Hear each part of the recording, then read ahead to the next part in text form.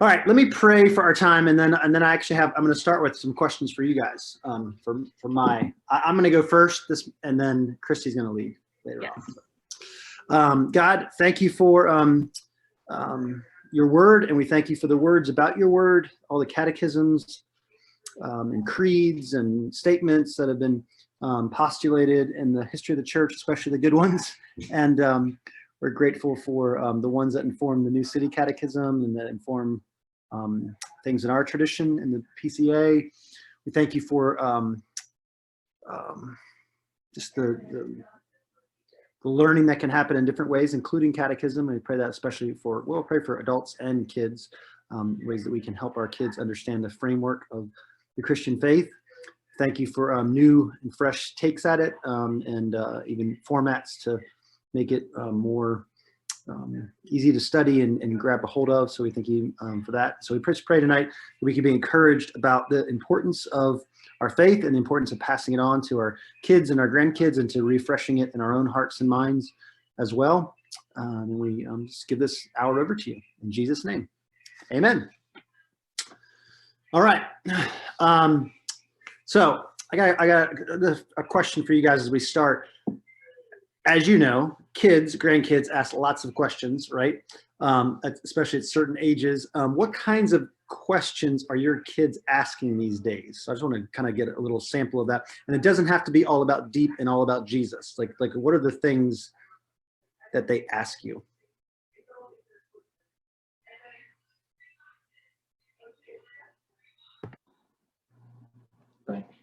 I've been asking about politics.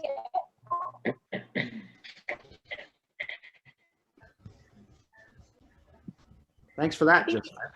Claire has been asking about football recently. That's been interesting in our house. Dan's excited. Caleb asked today when COVID will be over. Okay.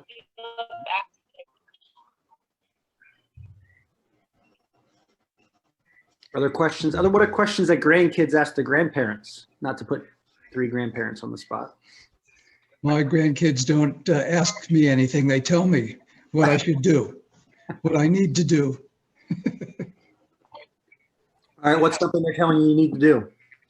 Oh, well, all kinds of things, like with toys and games, like, that I need to stand here, I need to chase them, I need to do this. Okay. All right. My number one question is, Grandma, can I have a snack? As soon as she comes, it's, can I have a snack? It's the first one. Good. How about any questions about, I was talking to a family this week actually about one of their sons who's in elementary school. Yeah, a little more deep than a typical for his age in my question for sure, but was asking some pretty deep questions of the faith and from a sense of, I'm trying to figure this out at a younger age than you might anticipate. So that's kind of fresh on my mind because I met with this family yesterday or the day before. So do you guys hear at different times when you're doing devotions or prayer time, like some questions about the faith, and what are those? I mean, and that spans obviously, from a 3-year-old to what oldest we have in here, maybe 14-year-old represented. But what are some of those questions? This wasn't so much a question, but when our son was about 7, maybe, I don't know, when it was bedtime, and that's when we always would have our best talks. Mm-hmm. But he said, I really want to die and go to heaven because I want to see God's mansion, but I don't want to stay dead. I just like to die for a couple of days just to see what it's like. And I thought it wasn't a question, but it amazed me first that he was thinking about that, but also I thought, because I grew up so afraid, I thought it's wonderful that he's just so open to like, hey, I'd like to know what it's like up there. That'd be kind of cool, but I want to come back. Right. Yeah. Anyhow. Yeah. Thanks for sharing that.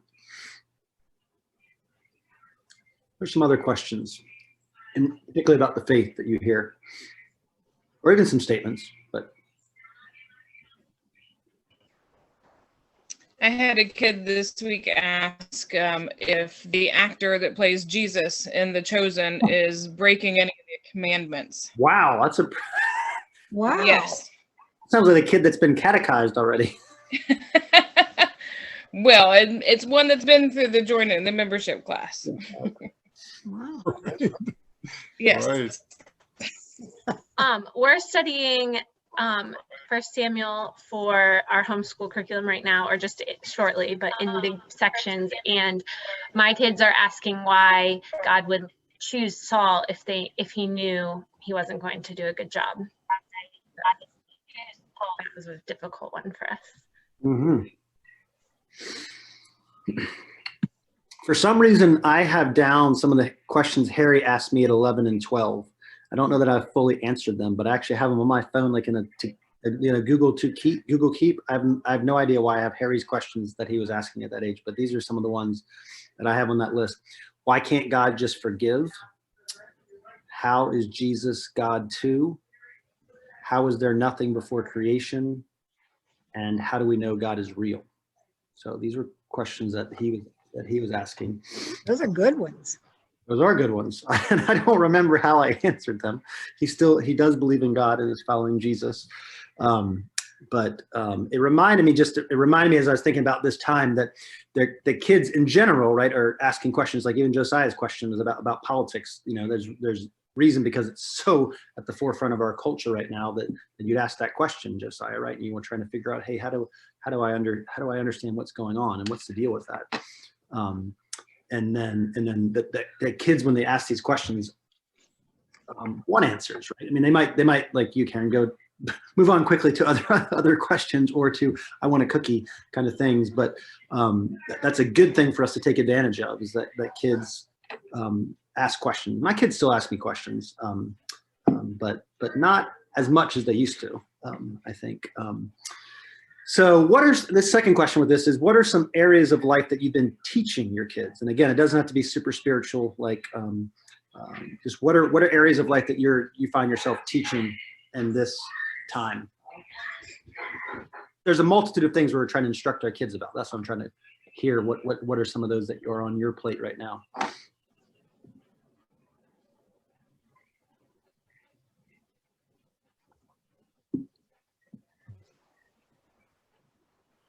We're working on persistence with one of ours, just sticking with it. That might come in helpful for catechism too. Yes. Yeah. What about finishing one thing before you start another thing, or cleaning up one thing before you start another thing? Mm-hmm. Or how to clean a room. I mean, some of you guys are probably at that stage of life, right? That same conversation I had today, they had a big philosophical conversation with their child on, why do I have to clean my room? I'm fine with it. Why do I have to clean it? So it went into that realm.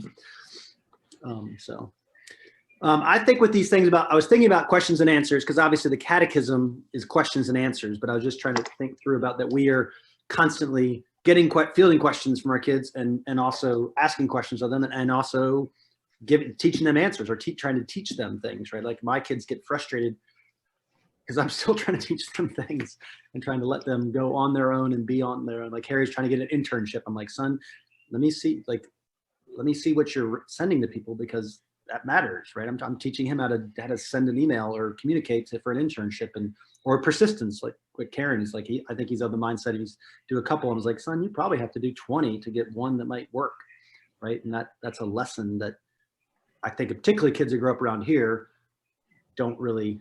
They kind of just, if they have parents like me, especially, that lawnmower parents who've ironically cleared out the line for them, so they haven't had to work too hard on making life work, right? So it's interesting that that idea of teaching.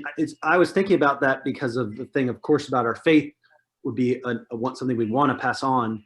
But I remember a good friend of mine in this area. I remember talking to her probably when her son was 14, and I'm still very active in her son's life. He's a college freshman now. And she said, I'm just not going to, we teach everything to our kids about other things in life. She said, she would recognize that, but she said, I'm just going to let Christian find his way. Like, I just think it's important for him to find it in regards to faith, right? Like he's just going to find his way. And I was like, whoa, I would think I would ever do that. like just that faith is just one of those private things that she said, I just got to let him figure that all out on his own. I'm like, and I said to her, I said, you're not letting him figure out a lot of other things on his own, right? Like how to do schoolwork, how to be a conscientious person, all these things. It was just interesting to me that she would, this whole huge area of life, she's like, it's up to him, he'll figure it out. Interestingly, in God's providence, he's been somebody for 5 years that I've spent a lot of time with, and I've had the pleasure of teaching him about Jesus, right? He's not my kid, but like we've done Bible study where he's actually helping with me with Capernaum ministry. And I was thinking about that, like that's the role that we have as parents, but sometimes in our culture, particularly around faith, people sort of take their hands off. We don't want to do that. I don't think y'all wouldn't be on this Zoom call if you were parents who are taking your hands off your kids or grandkids' faith, that you see your role in that. So what are things that you guys do already doing that you're doing to build up your kids' faith or help them understand, like kind of in line with Deuteronomy 6 about the command there to pass on to your children the knowledge of their faith? Whether it doesn't have to be like everything you do regularly, like every night we're doing this, but just what are different areas of life that you're engaged in teaching your kids or listening to your kids about what they're saying about faith?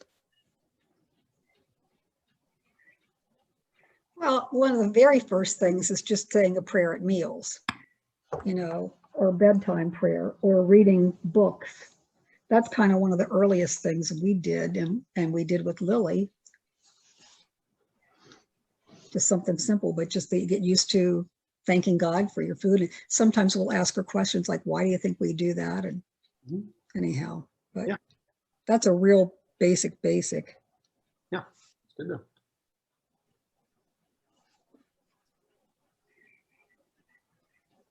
Yeah, I try to pray for the boys when I'm taking them to school every day, because that's an easy time that I can do that and remember that for them. And sometimes I ask them, I'll say if they want me to pray anything for them, they usually don't, but just to get them in the routine of that and to know that.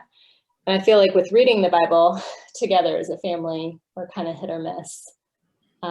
We've cycled through the Jesus Storybook Bible a few times, and in the summer, you're good. You'll usually get some kind of something when he's home with the kids where he can spend more time reading through it. But during the school year, it's hard. It's hard to be as intentional and to do things like that. Thanks, sir.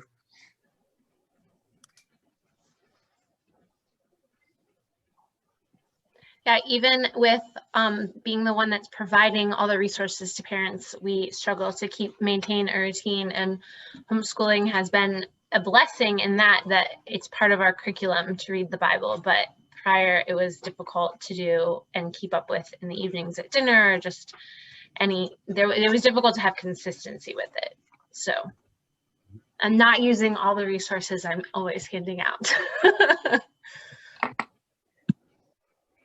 I feel you, Christy. I'm about with Harry. We're fairly close to finishing up studying Luke. I think the same book that being used for high school now. But it's really interestingly, it wasn't in the home. I mean, not that we didn't study the Bible, some in home and new devotions, but a more systematic, even just Bible study has happened with him. This first 2 years, I think we'll probably finish it almost as the spring semester ends. We're like at Luke chapter 20. So, and really it came from him. I think I've said this in church before, but just maybe 2 years ago, and saying, I don't really know how to study the Bible. And I was like, oh, you're a college freshman. And so, but his desire was wanting to, and he was starting to get involved with Young Life, and he's now a leader with Young Life at Tech. But so it was really at Hunter's High School. He's at Hunter's alma mater. So that's been a privilege that I'd say don't wait that long, like, because I don't know. I mean, God, of course, can work in your kids in college, but I've been surprised by, we've had more intense Bible study while he's away from me than when he was in my home for 18 years, at least with him. Another area for me of the Christian life that has been really important, and I think we probably probably did better than any area of an aspect of discipleship would be serving. Like we put our kids in places, inconvenience them at times. Like they've all, I wish I could show you Sam, the Hanover Youth Service Council. Olivia's more had that heart. She eagerly signed up for it. Harry, because he's compliant, listened to me and signed up for it. Sam, because he's not as compliant, refused. And then I made him do it. And I wish I had, I don't know where it is, the application he did for the Hanover Youth Service Council in very good English, just dripping sarcasm of why he should not be accepted to the Hanover Youth Service Council. But I made him rewrite it, and he's in it, and he's enjoyed it better in the last couple years. But I guess just that idea of serving has been a big thing for us, for Jen and I, just like the Christian, because you've been given so much, you're meant to give it out in word, but especially in deed. Probably done better in deed. So all these things are there. I think I'm actually kind of getting into catechism finally. Yes, since it's already 8:30, I probably should get to the catechism. I think you all obviously are considering or have used the catechism or some catechism before, but I think one of the things it does, especially if you have younger kids, and even the upper age where you guys are, is Karen's kids are not too old, or your grandkids, Dave, is it gives a framework to understand the questions that they're asking, and even maybe the questions that they're not asking, but the framework when they do ask, like they might think about, and I think we heard some of those questions, and I don't think Harry asking those questions at 11 and 12 was revolutionary, like deep thinker about his faith. I think those are pretty indicative of the normal kids' questions. Questions I had from earlier in the week were unusual kind of questions. So I think it gives a framework that allows them to understand the Christian story, understand the gospel, and it also gives space for them to explore and ask, because you're already introducing a question, right, and an answer, and it gives them in a broad sense a chance to do that. Colin Hansen, in the article we sent out, I think I heard Christy when I came back in talking about that, and Tim Keller in this book, or actually I think it might be on the website, not in the book. They both talk about this image that Archibald Alexander used about catechism being like firewood in a fireplace, and it says without the fire, without God lighting it on fire, it won't produce a warming flame. So the image of your growth or your kids growing in Christ. But he says without the fuel, there can be no fire either, and that's what catechism instruction is. It's kind of the framework of the firewood for the growth, and I think that image was helpful to me of thinking about what catechism is. So there's lots of different catechisms, right? Most of them go through the Apostles' Creed and the 10 Commandments and the Lord's Prayer, and actually helped Marcia download the app today at her house for the New City Catechism, and notice that it doesn't, like this catechism only does one question on the Lord's Prayer. Most kind of historic catechisms, that's like 20 questions. It does go through the 10 Commandments, but even in a shortened thing. And so I think one of the things they've done is just sort of taken the older catechisms, the New Geneva one from Calvin, and Westminster Shorter Catechism, and the Heidelberg Catechism, which is question number 1 in this one, and they just condensed them from like 100, maybe a little overwhelming of an amount, down to sort of a weekly amount, right? Like 52. So it's not, and I think what they encourage in the book is, hey, this might jumpstart you to go to other things, because it's more manageable, more doable, probably more in line with where people are in a modern, where we are as far as, will we actually get through it? Will we actually do it? And so I think it's obviously colorful, and the app makes it easy too. But they, so that's what I guess I think about the value of that, is that I think that framework, I don't think, we did not do the catechism. I think I would have done it had I had this been around, but I think it will help give a framework to the questions of the faith that have been asked and answered well. And I think in a way that they can grab hold of. Unplugged, is that okay? Mhm. And I think the reason they have a modern one is because while a lot of the answers haven't changed, the times in which we are, and even the heresy or errors of culture change. So Richard Baxter is a famous kind of Puritan pastor from the 17th century, and it was pretty famous actually back then for people to come up with their own catechisms, and he did his own, and a lot of them are questions and answers are pretty common to the ones that were historically done. But if you read his kind of how he used them in his home visits and how he sort of combated the errors that he saw in the non-Christian world or the greater world, that's why he wrote them. So I think that's why the New City Catechism was attempted, was to freshly put it into our context while using sort of the old foundations of the so any questions about that? I have one last quote, and then I'm going to turn it over to Christy. But just about, I mean, are you guys familiar with catechism? Is that something anybody grew up with, or you've already used in your home, or where are you with that?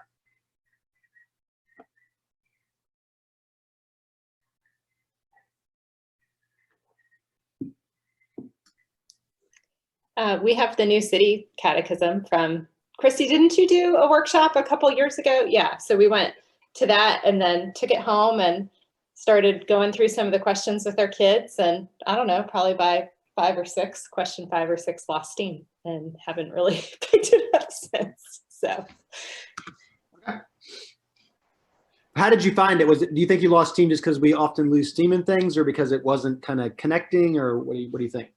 I think our kids were a bit young too, to really, like Caleb is definitely at an age now where I think he will grasp it and comprehend better. I think Elliot's probably even still a little bit young, but yeah, just 2 or 3 years ago, our boys were probably a little bit young to. Makes sense. I think it's also a little like, I mean, in some sense, you're asking them to, well, you're asking them to memorize things, and that is work. And I mean, they don't really want to do extra work. So. Yes, that is true. It's kind of like asking adults to read books for their community groups. Some do it eagerly, and some like, that's work. Why am I doing that? Because you can grow as a Christian. But I say that to adults easier than I would say it to kids. I understand that. Other people's experience. Marcia, I remember you said you had no history with catechism. You're growing up, right? I think you're muted. Let's ask you to unmute. Yeah, I was saying that I knew nothing about catechism until we had kids, actually until we went to a PCA church. Really, that's the first time we really heard about it. And then it was kind of new for us and the kids. But now it seems to be a pretty standard thing for people to read. I mean, growing up, the only thing I knew was Catholic kids went to catechism class. You know, I didn't even know what it was. Yeah, Catholics, definitely. Lutherans have a pretty good tradition, if you grew up Lutheran, of a catechism. I went to a Lutheran school for 8th grade, and we had to do some catechism. We had a catechism class from the local minister. Anyone else, either growing up or with their kids, have tried that, or it hasn't, or yeah, I guess I'm just curious if anybody's tried to put it into practice.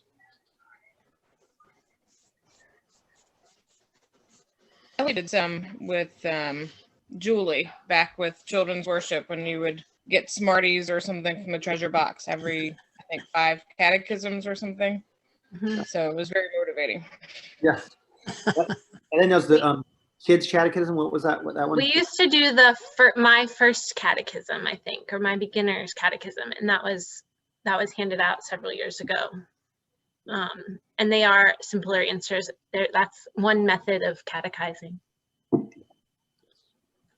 I had never heard of it until I came to the PCA.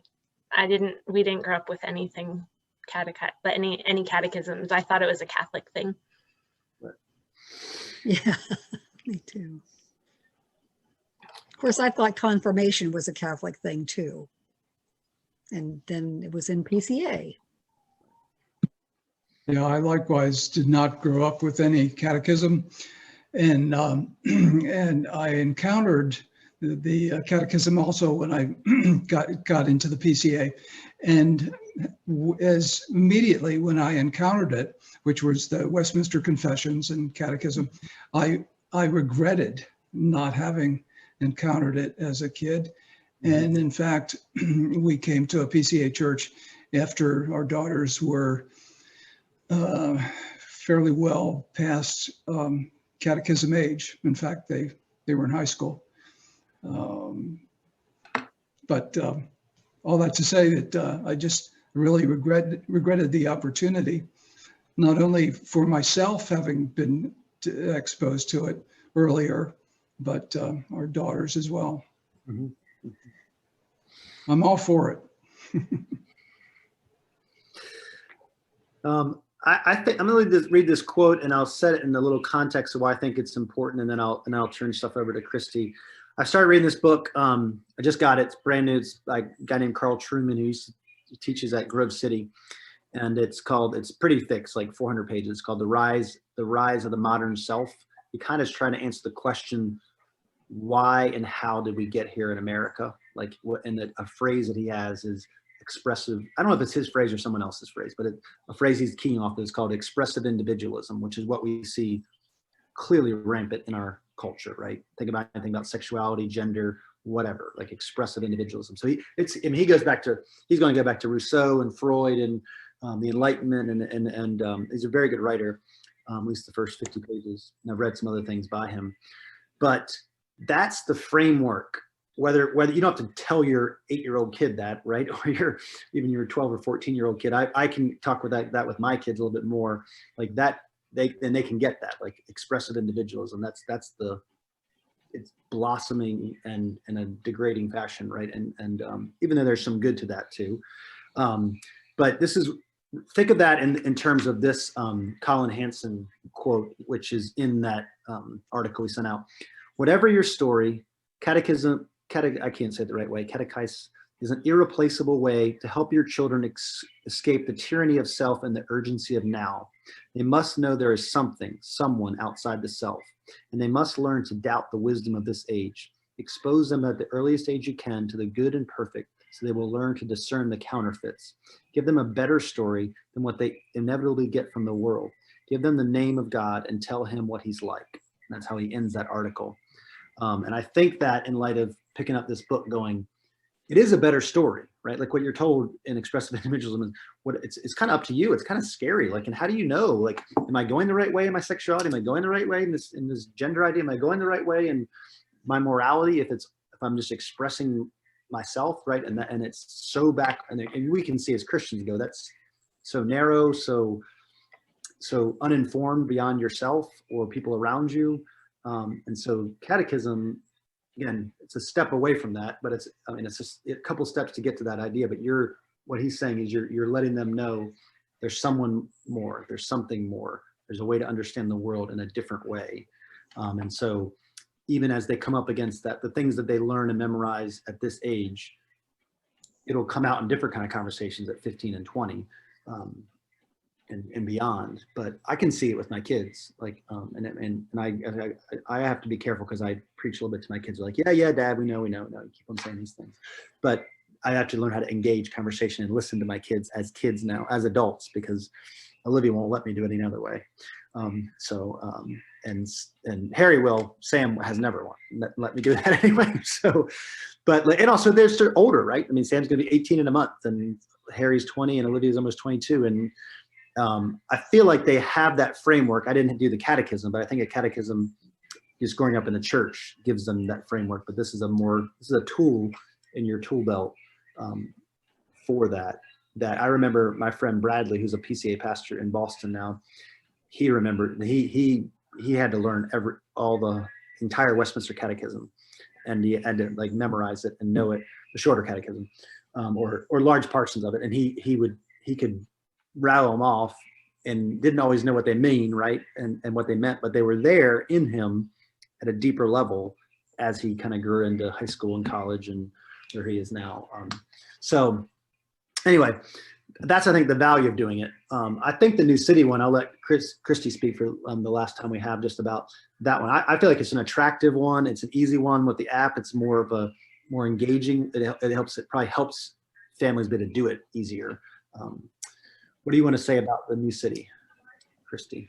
So I am going to share my screen to be able to show you guys some of what there is. So this is the copy of the book that you got. There are more than one version now. Since they've released it, they've also released a mini children's version, which is just a mini book. And they have a devotional book, but that stuff is available online. So unless you really just like having the copy in your hand, you can find all the things that are available in these books in the apps. We do have a few more copies of this version if you're interested in them. But this is the New City Catechism. Some of the things that Tim Keller talked about on the website about this is that a catechism is more personal and less abstract and more conversational. The question answer way that go about it makes it for a conversation with your child. And he said that it provides, like Clint kind of touched on, like it gives us a curriculum to work with. It's not a true curriculum, but it just provides us with some sort of a framework. And lastly, that it gives you the anchor. And I think this was kind of touched on in the article, like you have anchors in God's truth to adapt to the things that come up in life as you, once you have the catechism memorized. So those are some reasons that it's so important in our kids' lives and even for adults. They did say this was written for adults and children to memorize. So it's broken into 3 parts. There's 20 questions in part 1, God, creation, and the fall, and the law. Part 2 is Christ, redemption, and grace. And part 3 is spirit, restoration, and growing in grace. And it was written with 52 questions to make it easy to complete in a year, ideally, if you can stick with it. I was talking with a friend recently who did use it last year, and she said, but we really fell off at the end of the year. So we started with 52 and we're working backwards this year. So they're gonna hit more heavy on the end and get it the opposite direction. One note is that in the when we get to, I'll show you what the commentaries are. They retain the archaic language of the original text. They are written by different people from our past, and so they do have some of that archaic language that keeps it relevant, but generally the question and answers don't have those. The only time that they kept the original language was if it made it more poetic so that it could be memorized. The layout of the book is like this. On one page you have the question and on the other is the answer. The kids version in this black version of the book is just highlighted lightly. So you can just learn those, and then I don't know that I could even learn the full version in 1 year, but the full version is there. The thing that's really cool that I actually didn't know that they did these things until I really read up on it is this icon here in this corner is meant to be an illustration, like a visual depiction to aid in learning. Sometimes that might help some kids and sometimes it's not. And then there's a Bible verse that supports the truth in the question. And then this little symbol in the bottom is a virtue symbol. And so in the book, and this is not available at all online, but there are these different virtues are the way that we should be responding to God. And so it kind of opens up our ability for conversation, and so we can talk about these different things with our kids in how we should respond. So if you want a copy of the book because you don't have one or you can't find it, I have a few left on my shelf. The nice thing though is that there is a website and an app, as Clint said. And so this is the app, which gives us, this is where you would start if you went to newcitycatechism.com. And up at the top, you have a web app. And so if you pull up the web app, you have all of the questions. You can, in the dots here, you can pull down the dots and change from children's mode to adult mode. In children's mode, it will show you the shorter answer and then it will play a song for you.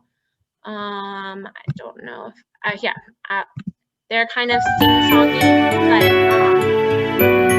there's the beginning of the song. I won't play the whole thing. What is our only hope in life and death? That we are not our own, but belong to God. So not, these aren't like really riveting songs, but there are a lot of kids that really work well with that. So that's, I mean, my kids, I tried it for them and they did a little bit better. On the right side of the screen, you'll see the Bible passage, the same as that's offered in the book. If you click on the center icon, these are the commentaries that I was referring to. So it's just, it makes it a devotional for adults. John Calvin and Kim Keller are the two that are in this one, and there's different ones each day. And then finally, it has the prayer.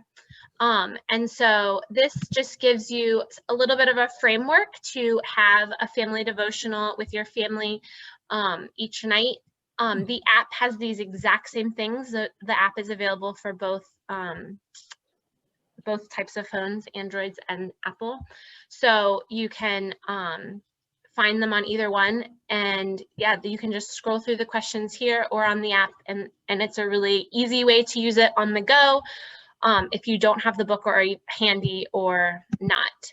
So that's the general framework of the way it is set up, and then I just had a few other tips, unless anyone has any questions up to this point, on how to use it kind of in your for everyday work. So memorization tips, obviously reading it out loud and repeating is always helpful. The songs on the app are helpful. Some people are happy to put the questions and answers around their house on maybe in the kitchen or on the bathroom mirrors, and so you could read them aloud when you see them, just making flashcards. One idea is to write, not just writing out the question for the cards or flashcards, but literally writing the question and answer kind of as a dictation or repeating is, that helps people to learn things better. And lastly, recording yourself saying them. So they suggested recording all of part 1, questions and answers, and then listening to them every day as you're just working out, walking, doing dishes, different things, doing all of part 1 and then doing all of part 2 and all of part 3. So that those are just some tips to memorize. And then lastly, if you were to use them as a devotional time, I was just sharing some of the resources that we've shared in the past on having a family devotional time.